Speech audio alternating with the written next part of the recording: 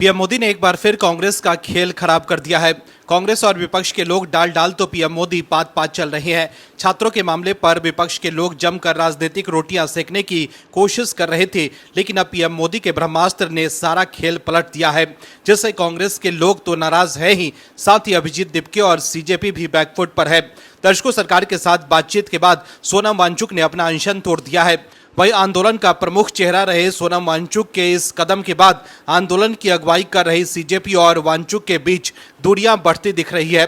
दरअसल आंदोलन की शुरुआत में वांगचुक और सीजेपी की सबसे प्रमुख मांग केंद्रीय शिक्षा मंत्री धर्मेंद्र प्रधान का इस्तीफा थी, लेकिन वांगचुक के समझौते में इस मांग को छोड़ दिया गया है, जिससे सीजेपी और उनके बीच बढ़ती दूरियां को लेकर चर्चा तेज हो गई है। दर्शकों, जहां वांगचुक ने शिक्षा मंत्री के इस्तीफे की मांग से किनारा कर लिया है, वहीं सीजेपी ने साफ कर दिया है कि उनका जंतर मंतर पर धरना तब तक जारी रहेगा जब तक धर्मेंद्र प्रधान इस्तीफा नहीं दे देते। वहीं लोकसभा में नेता विपक्ष राहुल गांधी ने फिर शिक्षा मंत्री धर्मेंद्र प्रधान पर निशाना साधा है। राहुल गांधी ने कहा है कि धर्मेंद्र प्रधान एक आपराधिक शिक्षा मंत्री हैं, उन्हें हटाना चाहिए। वो हमारे शिक्षा तंत्र के ध्वस्त होने का प्रतीक हैं, उन्हें जाना होगा। उनकी ही वजह से हजारों लोग बाहर हैं, उन्हें जाना होगा। उन्होंने छात्रों के खिलाफ हुए पुलिस एक्शन को लेकर भी निशाना साधा। राहुल गांधी ने कहा कि हमने शांतिपूर्ण प्रदर्शन किया। हमारी पहली मांग है कि जिसके कारण पेपर लीक हो रहा है उसके खिलाफ कार्रवाई की जाए। दूसरी मांग यह है कि हमारे भविष्य पर गोली चलाई गई, लाठियां बरसाई गई, उन लोगों पर कार्रवाई होनी चाहिए। वहीं तीसरी मांग यह है कि नरेंद्र मोदी जी जो पूरे सिस्टम के ऑपरेटर हैं, वे हजारों युवाओं से माफी मांगे। इन युवाओं को शारीरिक नुकसान पहुंचा है। मैं ये भी नहीं कह सकता कि इनमें से कुछ की आंखें बचेंगी या नहीं, इनकी कोई गलती नहीं है। यही हमारी 3 मांगे हैं। हमारे छात्रों को मारना बंद कीजिए, उन्हें धमकाना बंद कीजिए और उनकी मांगे पूरी कीजिए, ये हमारा संदेश है। वहीं दूसरी तरफ अभिजीत दिपके दावा कर रहे हैं कि उन्हें कभी भी गिरफ्तार किया जा सकता है। वहीं इस बीच शुक्रवार को पीएम मोदी की अध्यक्षता में हुई कैबिनेट मीटिंग में पेपर लीक विधेयक संशोधन को मंजूरी दे दी गई है, जिसमें पेपर लीक माफियाओं के खिलाफ कड़े प्रावधान होंगे। इसमें स्पेशल फास्ट ट्रैक कोर्ट को लीगल बैकिंग मिलेगी। साथ ही फास्ट ट्रैक कोर्ट को 3 महीने में सुनवाई करने और फैसला देने को कहा जाएगा, जबकि पेपर लीक मामले में 10 साल की सजा और 10 करोड़ के जुर्माना का प्रावधान होगा। पेपर लीक संशोधन विधेयक अगले हफ्ते ही संसद में पेश किया जाएगा। बताया जा रहा है कि इसे सोमवार के दिन ही सदन में पेश किया जाएगा। दर्शकों, विपक्ष के लोग लाख भ्रमक दावे करें, लेकिन आप दर्शक पेपर लीक के खिलाफ पीएम मोदी के स्पेशल फास्ट ट्रैक कोर्ट और सजा के कड़े प्रावधान और भारी जुर्माना के फैसले से खुश हैं तो कमेंट में यस और गुड मोदी जी जरूर लिखें, ताकि विपक्ष को साफ संदेश जाए कि देश के लोग पीएम मोदी के साथ हैं। इस खबर में आगे आपको बताएंगे सब कुछ डिटेल में, तो बने रहिए हमारे साथ अंत तक और देखिए हमारी ये खास रिपोर्ट। साथ ही आप दर्शकों से विनम्र निवेदन है कि अगर अब तक आपने चैनल को सब्सक्राइब नहीं किया है तो अभी कर लीजिए, साथ ही बेल आइकॉन को भी दबाएं। दर्शकों, सरकार और कॉकरोच जनता पार्टी के बीच शुक्रवार को कॉन्स्टिट्यूशन क्लब ऑफ इंडिया में बातचीत हुई। यह मीटिंग 10 मिनट चली। बैठक के बाद सीजेपी ने बताया कि सरकार ने धर्मेंद्र प्रधान के इस्तीफे की मांग पर कल दोपहर 25 जुलाई 2026 तक का समय मांगा है। सीजेपी ने उम्मीद जताई है कि सरकार धर्मेंद्र प्रधान को जल्द ही हटा देगी। सरकार ने आत्महत्या करने वाले छात्रों के परिजनों को मुआवजे और छात्रों के खिलाफ एफआईआर और कानूनी मामले वापस लेने के 2 मांगों पर सैद्धांतिक मंजूरी दे दी है। वहीं दूसरी तरफ दिल्ली पुलिस भी एक्शन में है। अभिजीत दिपके दावा कर रहे हैं कि उन्हें कभी भी गिरफ्तार किया जा सकता है। इसलिए सवाल उठ रहा है कि क्या पुलिस कुछ बड़ा प्लान कर रही है, क्योंकि सीजेपी के प्रदर्शनों को देखते हुए दिल्ली पुलिस ने एक बड़ा फैसला लिया है। दिल्ली पुलिस मुख्यालय ने तुरंत प्रभाव से सभी अधिकारियों और पुलिस कर्मियों की नियमित छुट्टियों को अगले आदेश तक रद्द कर दिया है। दिल्ली पुलिस आयुक्त की मंजूरी के बाद जारी ये आदेश कांस्टेबल से लेकर वरिष्ठ अधिकारियों तक सभी पर लागू होगा। अब केवल वास्तविक आपातकालीन परिस्थितियों में ही अधिकारियों की विशेष अनुमति के बाद छुट्टी मिल सकेगी। इस कदम का मुख्य उद्देश्य राजधानी में शांति और सुरक्षा बनाए रखना है। वहीं केंद्रीय गृह मंत्री नित्यानंद राय ने शुक्रवार को राज्यसभा में राष्ट्रीय सम्मान के अपमान की रोकथाम संशोधन विधेयक 2026 पेश किया। इस ऐतिहासिक फैसले का मकसद राष्ट्रीय गीत वंदे मातरम को भी वही कानूनी सुरक्षा देना है जो अभी राष्ट्रीय ध्वज और राष्ट्रीय गान यानी जन गण मन को मिली हुई है। अगर ये बिल संसद में पास हो जाता है तो जानबूझकर वंदे मातरम के गायन में बाधा डालना, उसे रोकना या कार्यक्रम में व्यवधान पैदा करना कानून के तहत अपराध माना जाएगा। वहीं दूसरी तरफ सोनम वांगचुक द्वारा अनशन खत्म करने के बाद सरकार फ्रंट फुट पर है, लेकिन ये सब कांग्रेस पचा नहीं पा रही है। कांग्रेस IT सेल की प्रमुख सुप्रिया श्रीनेत ने एक्स पर लिखा है कि मोदी जी, आप जेनजी को कितना छिछला समझते हैं। आपको लगा कि फोन पर वीडियो रिकॉर्ड करने से वो मान जाएंगे, उसमें भी टेलीप्रॉम्प्टर से गलत सलत पढ़ा। समस्या धर्मेंद्र प्रधान की जवाबदेही है, बर्खास्त उन्हें करना है, ट्रांसफर शिक्षा सचिव का कर रहे हैं। हद है, लोग बेवकूफ नहीं है। तो देखा आपने कैसे कांग्रेस परेशान नजर आ रही है। बीजेपी को जो शक था वही हुआ। दिल्ली में हार के बाद से ही आम आदमी पार्टी काफी परेशान है। वहीं नेपाल में हुए जेनजी आंदोलन के बाद से ही केजरीवाल देश के जेनजी को प्रोटेस्ट करने के लिए उकसा रहे थे। वहीं अब जब सीजेपी के प्रोटेस्ट के पीछे आम आदमी पार्टी मजबूती से खड़ी है, लेकिन पीएम मोदी ने आम आदमी पार्टी और सीजेपी का खेल खराब कर दिया, जिससे संजय सिंह झल्ला गए हैं। सीजेपी के प्रोटेस्ट से सबसे ज्यादा खुश आम आदमी पार्टी के लोग लग रहे हैं। उन्हें लगता है कि अभी मोदी सरकार की विदाई होने वाली है। दरअसल जंतर मंतर पर कॉकरोच जनता पार्टी के प्रोटेस्ट के बीच केजरीवाल ने एक वीडियो शेयर करते हुए कहा है कि जेनजीज को सबसे पहला सलाम करता हूं। अरविंद केजरीवाल ने कहा है कि जिस तरह से आप लोगों ने इस कॉकरोच आंदोलन में पुलिस की लाठियों और आंसू गैस के गोलों का सामना किया है, ये कोई छोटी बात नहीं है। केजरीवाल ने वीडियो के 3 घटनाओं का जिक्र किया। केजरीवाल ने कहा है कि देश सो गया था, लोग सो गए थे, लोग डरे हुए थे। मोदी सरकार ने लोगों को डराया हुआ था। केजरीवाल ने एक्स पर वीडियो पोस्ट करते हुए कहा कि ये तीनों वीडियो देखिए। एक वीडियो में एक लड़की पुलिस वैन के सामने खड़ी है जो उसके दोस्तों को जेल ले जा रही है, वहीं वो पुलिस वैन को आगे नहीं बढ़ने देती। ये वीडियो दिखाकर केजरीवाल ने आंदोलन कर रहे लोगों को उकसाने की कोशिश कर रही। वहीं इस बीच पीएम मोदी ने युवाओं के हित में एक बहुत बड़ा फैसला लिया। पीएम मोदी ने स्पष्ट ऐलान किया कि पेपर लीक के सभी मामलों में दोषियों को जल्द से जल्द सख्त सजा दिलाने के लिए फास्ट ट्रैक कोर्ट्स का गठन किया जाएगा। वहीं पीएम मोदी के इस ऐलान के बाद देश के युवाओं में खुशी की लहर है, लेकिन संजय सिंह तिलमिला गए। एक्स पर पीएम मोदी के पोस्ट को शेयर करते हुए संजय सिंह ने लिखा है, जो गब्बर सिंह इतने दिनों से युवाओं की मांगों पर धृतराष्ट्र बना रहा, उस गब्बर सिंह का ट्वीट आया है, पेपर चोर जल्दी पकड़े जाएंगे। भैया गब्बर सिंह, आपने 2024 में नीट के पेपर चोरों को पकड़ा था। सीबीआई ने समय पर चार्जशीट ही नहीं दाखिल की और सारे पेपर चोर छूट गए। क्या गब्बर सिंह के नए ज्ञान पर आपको भरोसा है? तो देखा आपने कैसे केंद्र सरकार के फैसले से जहां देश के लोग खुश हैं कि सरकार पेपर लीक करने वालों को सख्त सजा देने वाली है, वहीं दूसरी तरफ संजय सिंह तिलमिला गए। लेकिन पीएम मोदी के इस फैसले का बॉलीवुड एक्टर सलमान खान ने स्वागत किया। सलमान ने एक्स पर पोस्ट कर प्रोटेस्ट खत्म करने की अपील की। इसके साथ ही सलमान खान ने यह भी कहा कि पीएम मोदी ने पोस्ट किया है कि मुझे विश्वास है कि उन लोगों के खिलाफ स्ट्रिक्ट एक्शन लेंगे जो इसके जिम्मेदार हैं। सलमान खान ने एक्स पर लिखा है कि एजुकेशन और सिक्योरिटी दोनों ही मामलों में स्टूडेंट्स पहली प्रायोरिटी हैं, तो उन्हें परेशान होने की जरूरत नहीं है और उनके पेरेंट्स को भी परेशान होने की जरूरत नहीं है। माननीय प्रधानमंत्री ने ट्वीट किया है कि मुझे विश्वास है कि जो भी लोग इस लीक के पीछे जिम्मेदार होंगे उनके खिलाफ सख्त कार्रवाई की जाएगी, इसीलिए स्टूडेंट प्लीज अपने पेरेंट्स और घर वापस जाओ। इसके अलावा सलमान ने यह भी लिखा कि बहुत हो गया सोनम, इसे बढ़ाओ मत, अगर जरूरत पड़ी तो इस जज्बे को किसी और दिन के लिए बचा कर रखो, जो कि मुझे लगता नहीं कि इसकी जरूरत पड़ेगी, और कुछ खा लो, अगर चाहो तो मैं घर से खाना भेज दूं। वहीं सलमान खान के इस पोस्ट से आम आदमी पार्टी के समर्थक ध्रुव राठी तिलमिला गए।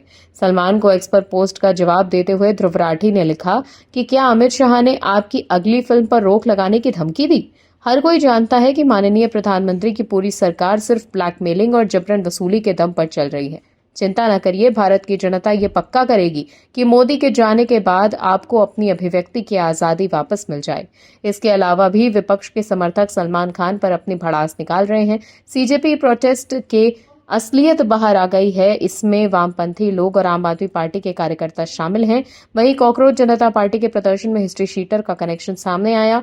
20 जुलाई के प्रदर्शन में कुख्यात बदमाश हाफी अफजल नारेबाजी करता दिखा। उसका एक वीडियो सामने आया। इसमें हिस्ट्री शीटर हाफी अफजल अपने समर्थकों के साथ आवाज बुलंद करता दिखा। वो जेल की सजा काट चुका है। उसकी पत्नी आम आदमी पार्टी की पार्षद है। ऐसे में आम आदमी पार्टी सवालों के घेरे में है। वहीं देश के लोग भी समझ रहे हैं कि कैसे इस आंदोलन में हिस्ट्री शीटर को इस्तेमाल कर हिंसा भड़काने की साजिश चल रही है। दर्शकों, कॉकरोच जनता पार्टी के प्रदर्शन के बीच सोनम वांगचुक ने 26 दिन के बाद अपना अनशन तोड़ दिया। अनशन खत्म करने के बाद सोनम वांगचुक ने अपना वीडियो जारी कर इसकी जानकारी दी। उन्होंने बताया कि सरकार और विभिन्न राजनीतिक दलों के सांसदों से लिखित आश्वासन मिलने के बाद उन्होंने ये फैसला लिया है। वहीं सरकार की ओर से केंद्रीय मंत्री जेपी नड्डा और जितेंद्र सिंह देर रात करीब 11:30 बजे खुद वांगचुक से मिलने पहुंचे थे। उनके साथ लद्दाख के एपेक्स बॉडी के वरिष्ठ नेता भी मौजूद थे।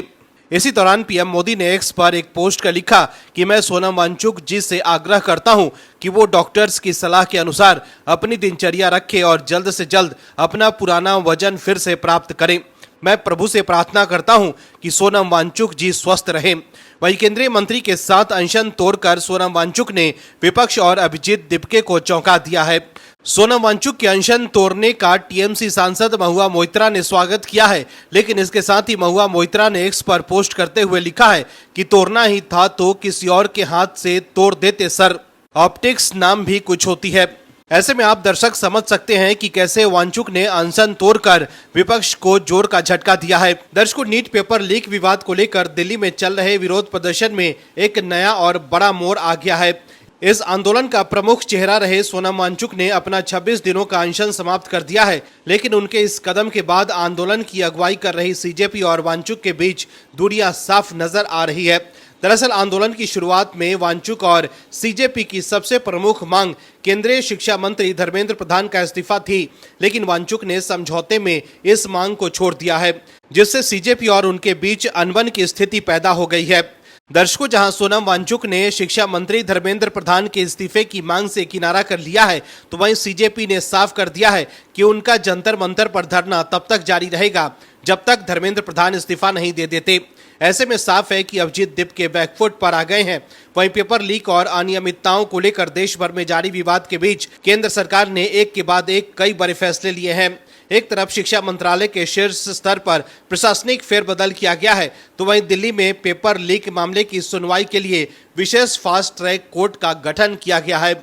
इस बीच पीएम मोदी ने आधी रात छात्रों को संबोधित करते हुए पेपर लीक के खिलाफ सख्त कानून लाने का ऐलान किया, जिसका देश भर के लोग खुले दिल से स्वागत कर रहे हैं। पीएम मोदी का ये वीडियो काफी वायरल हो रहा है। सोनम वांगचुक भी अपना अनशन तोड़ चुके हैं। ऐसे में अब सोनम वांगचुक और अभिजीत दिपके दो अलग अलग रास्ते पर चलते दिख रहे हैं। दरअसल पेपर लीक को लेकर जंतर मंतर पर चल रहा कॉकरोच जनता पार्टी और इस मुद्दे को लेकर अपना अनशन तोड़ने वाले सामाजिक कार्यकर्ता सोनम वांगचुक की मांग क्या अलग हो गई है, ये हम नहीं कह रहे हैं, बल्कि जंतर मंतर पर अभी डेरा जमाए कॉकरोच जनता पार्टी के बयान और गुरुग्राम के मेदांता अस्पताल में भर्ती सोनम वांगचुक के खुले पत्र से पता चलता है। सोनम वांगचुक ने अपने खुले पत्र में सरकार से मांग की थी कि पेपर लीक के खिलाफ विरोध प्रदर्शन करने वाले छात्रों के खिलाफ किसी तरह की कार्रवाई न की जाए, उनके खिलाफ दायर एफआईआर वापस ले ली जाए। नीट यूजी 2026 पेपर लीक की वजह से आत्महत्या करने वाले बच्चों के परिजनों को मुआवजा दी जाए। इसके अलावा सोनम वांगचुक ने मांग की थी कि पेपर लीक करने के मुद्दे पर जवाबदेही सुनिश्चित करने के लिए संसद में सार्थक चर्चा हो। अगर इन मुद्दों पर सरकार तैयार हो जाती है तो वो अपना अनशन तोड़ने के लिए तैयार है। यानी उनकी मांगों में कहीं भी शिक्षा मंत्री धर्मेंद्र प्रधान के इस्तीफे पर जोर नहीं था। ऐसे में सरकार ने उनकी मांगे मान ली और फिर गुरुवार देर रात सोनम वांगचुक ने अपना अनशन तोड़ दिया। जबकि सीजेपी और अभिजीत दिपके का कहना है कि शिक्षा मंत्री धर्मेंद्र प्रधान के इस्तीफे से कम हमें कुछ नहीं चाहिए और वार्ता जंतर मंतर या किसी न्यूट्रल जगह पर होनी चाहिए। सोनम वांगचुक के अनशन समाप्त करने पर सीजेपी संस्थापक अभिजीत दिपके का बयान भी सामने आया है। अभिजीत दिपके ने सोनम वांगचुक के फैसले का स्वागत करते हुए उनके प्रति आभार व्यक्त किया, लेकिन साथ ही अपने आंदोलन को जारी रखने का रुख भी साफ कर दिया। अभिजीत दिपके ने ऐलान किया है कि कॉकरोच जनता पार्टी का दिल्ली के जंतर मंतर पर चल रहा शांतिपूर्ण विरोध प्रदर्शन तब तक समाप्त नहीं होगा जब तक धर्मेंद्र प्रधान अपने पद से इस्तीफा नहीं दे देते। ऐसे में अब ऐसा लग रहा है कि सोनम वांगचुक और अभिजीत दिपके दोनों अलग ट्रैक पर आ चुके हैं। सरकार द्वारा मांगे मानने के बाद सोनम वांगचुक द्वारा अनशन तोड़ने के बाद भी दिपके और सीजेपी के लोग मोदी विरोधी एजेंडे को आगे बढ़ा रहे हैं। जिस तरह से आम आदमी पार्टी के लोग अभिजीत दिपके का समर्थन कर रहे हैं, उससे साफ है कि दिपके जमकर राजनीति रोटियां सेकने की कोशिश कर रहे हैं। लेकिन अब सरकार एक्शन में आ चुकी है, जिसके बाद अभिजीत दिपके को कार्रवाई को लेकर डर सताने लगा है। यही वजह है कि अभिजीत दिपके ने दावा किया है कि उनकी टीम को शाम के समय गिरफ्तार किया जा सकता है। इसके साथ ही उन्होंने समर्थकों से शांतिपूर्ण आंदोलन की अपील की है। अभिजीत दिपके ने कहा है कि हम महात्मा गांधी के रास्ते पर चलने वाले लोग हैं, बाबा साहब अंबेडकर के रास्ते पर चलने वाले लोग हैं, हम संविधान के रास्ते पर चलने वाले लोग हैं। क्या दिक्कत है आपको भारत के संविधान से जो आप हमें अरेस्ट करना चाहते हैं? तो देखा आपने कैसे अभिजीत दिपके को अब गिरफ्तारी को लेकर डर सताने लगा है। यही वजह है कि अभी से ही वो अपने समर्थकों के बीच संविधान के नाम पर विक्टिम कार्ड खेलने की कोशिश कर रहे हैं। लेकिन देश देख चुका है कि कैसे 20 जुलाई को दिल्ली के सड़कों पर कॉकरोचों ने पुलिस वालों और पत्रकारों को पीटा था, कैसे पब्लिक प्रॉपर्टी को नुकसान पहुंचाया गया और हिंसक खेल खेला गया, जिसको लेकर अब उनके खिलाफ कार्रवाई हो सकती है। यही वजह है कि सोनम वांगचुक के अनशन तोड़ने के बाद दिपके को गिरफ्तारी का डर सताने लगा है। भारत में गैर सरकारी संगठनों यानी एनजीओज और उनके पास आने वाली विदेशी फंडिंग को लेकर मोदी सरकार साल दर साल सख्त होती जा रही है। केंद्र की मोदी सरकार ने फॉरेन कंट्रीब्यूशन रेगुलेशन एक्ट यानी एफसीआरए के रूल्स बहुत ज्यादा सख्त कर दिए हैं, जिस पर एफसीआरए 2.2 कहा जा रहा है।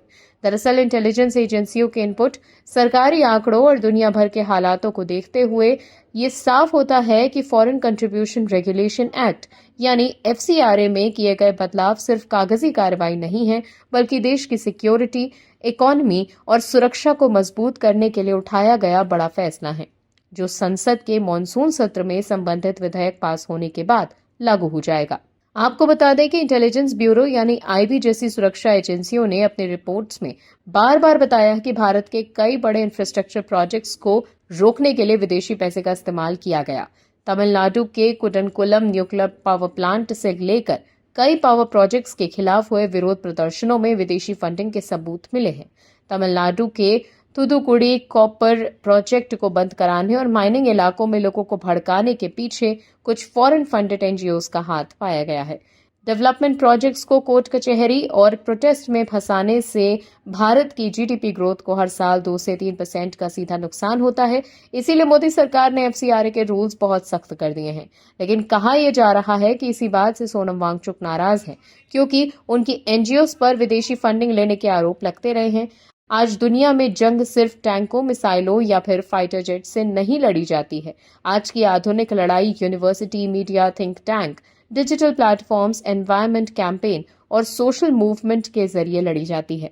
इस खेल में बंदूक की गोली की जगह विदेशी फंडिंग को हथियार बनाया जाता है, ताकि देश के अंदर ही अशांति फैलाई जा सके। कई बार देखा गया है कि विदेशों से मिलने वाले पैसे के दम पर कुछ संस्थाएं भारत के अंदरूनी मामलों को ग्लोबल लेवल पर गलत तरीके से पेश करती हैं। कई बार इस बात के सबूत भी मिले हैं कि भारत में ह्यूमन राइट्स, लोकतंत्र या फिर एनवायरनमेंट क्राइसिस का झूठा नैरेटिव बनाकर अंतर्राष्ट्रीय मंचों पर देश की इमेज को खराब करने की कोशिश की जाती है। वहीं दूसरी तरफ बीजेपी सांसद निशिकांत दुबे ने खालिस्तानी आतंकवादी गुरपतवंत सिंह पन्नू के एक वायरल वीडियो को लेकर कांग्रेस नेता राहुल गांधी पर सीधा निशाना साधा। इसके साथ ही सीजेपी के आंदोलन को लेकर भी कई सवाल उठाए। पन्नू के वीडियो से ये साफ जाहिर होता नजर आ रहा है कि पन्नू और सीजेपी की जूम मीटिंग हुई और वो सीजेपी को फंड भी करने वाला है। निशिकांत दुबे ने एक्स पर कई सवाल उठाते हुए सवाल दागे हैं। निशिकांत दुबे ने अपने पोस्ट में लिखा है कि पैसे कहां से आ रहे हैं, साजिश क्या है, पिछले 20 दिनों में राहुल गांधी जी विदेश यात्रा पर किन किन लोगों से मिले, असली खिलाड़ी कौन है। उनका ये पोस्ट उस वायरल वीडियो के बाद आया जिसमें खालिस्तानी आतंकवादी गुरपतवंत सिंह पन्नू सीजेपी नेताओं के साथ कथित जूम बैठक और आर्थिक मदद का दावा करता दिखाई दे रहा है। हालांकि इस वीडियो की कोई स्वतंत्र पुष्टि नहीं की जा सकती और इन दावों पर कोई आधिकारिक पुष्टि भी सामने नहीं आई।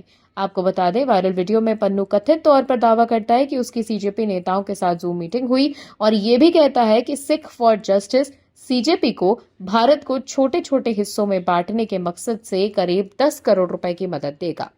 वहीं वीडियो में पन्नू कथित तौर पर कहता है कि दिल्ली और मोदी का पतन तय है।